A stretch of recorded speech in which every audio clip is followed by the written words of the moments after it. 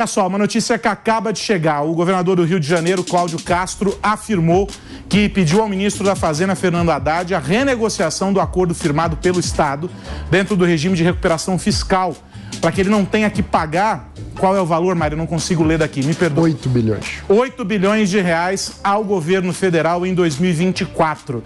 O governador Castro viajou para Brasília, onde se reuniu nesta terça com o ministro Haddad, lá na sede do Ministério da Fazenda. E aí vai lembrar que o regime de recuperação fiscal permite ao Estado flexibilizar o pagamento de uma dívida bilionária com a União.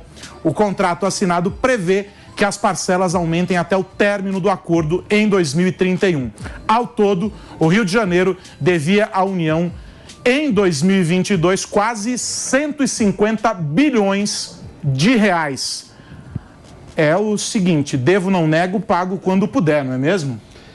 E nesse caso aí eu acredito que o ministro Fernando Haddad vai ceder a esse pleito do Rio de Janeiro, até porque quem sofre se isso não for acordado entre o governo federal e o Estado é a população do Rio de Janeiro, que vê lá uma situação caótica e que a falta de dinheiro vai implicar em falta de serviços na saúde, na segurança, na mobilidade, nos serviços básicos que o governo do Estado dá à sociedade fluminense, no caso.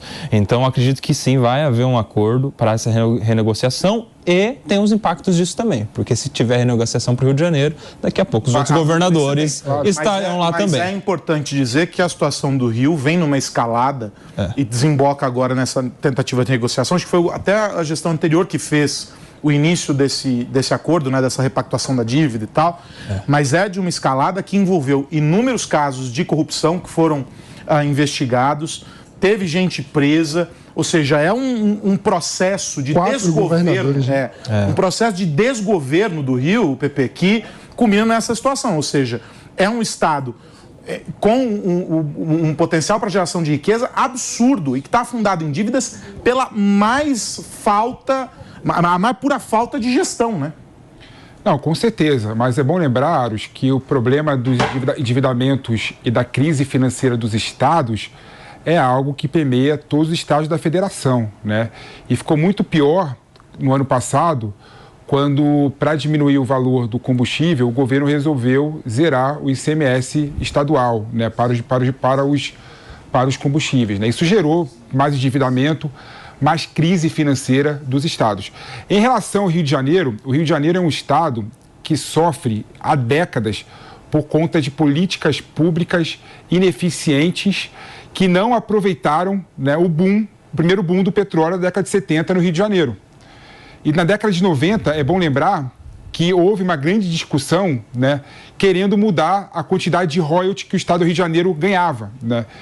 Ou seja, o Rio de Janeiro é um estado que sofre tanto por políticas públicas equivocadas, quanto por questões macroeconômicas muito mais profundas, né? Então, o governo federal, ele tem, sim, que negociar com o Rio de Janeiro, né? Como bem o Koba falou, concordo com o Koba mais uma vez hoje, né? Opa. Isso é um dia que vai entrar pra história, viu? Não renegociando a dívida. Ele está de direita. Não renegociando a dívida com o Rio de Janeiro vai acabar influenciando e prejudicando a população local. Agora, vai ter um efeito cascata, efeito dominó, no caso, que vai gerar, sim, outros estados e municípios também que estão endividados com a União Federal, buscando o mesmo direito. E, infelizmente, a União Federal vai ter que ceder, né? Porque a crise dos estados é uma crise muito profunda que causa dano a toda a economia do Brasil. Um ponto fundamental, na minha visão, é que nessa negociação o governo federal precisa fazer barganhas com os governos de estado por reformas de responsabilidade fiscal nos estados.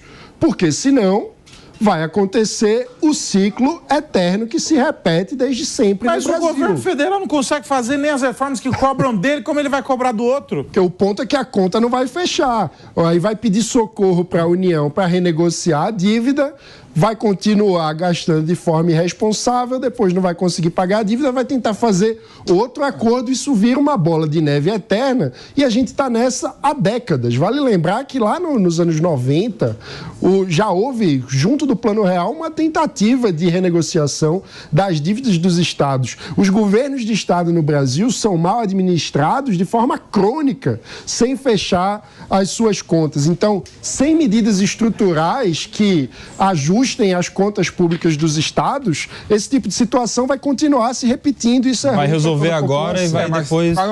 Mas é bom lembrar assim, que desde o FHC, Fernando Henrique Cardoso, tem a lei de responsabilidade fiscal, né, que já permeia e já cria bases para as administrações públicas federais, municipais e estaduais terem responsabilidade com o gasto público. Então já há essa lei. Mas você está desde o Fernando Henrique Cardoso, não está dando muito certo, né? Porque ela vai sendo flexibilizada pelo judiciário e muitas vezes ignorada pelo governo. Deu muito certo, antes era muito pior. Não, evoluiu, mas não resolveu.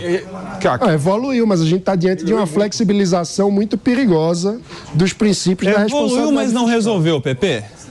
Agora, vocês acreditam no seguinte, só para a gente fechar rapidamente, esse processo aqui vai culminar num perdão em algum momento dessas dívidas? Porque no fim é isso, o cara vai postergando, aí vira um boleto sem data para quitação.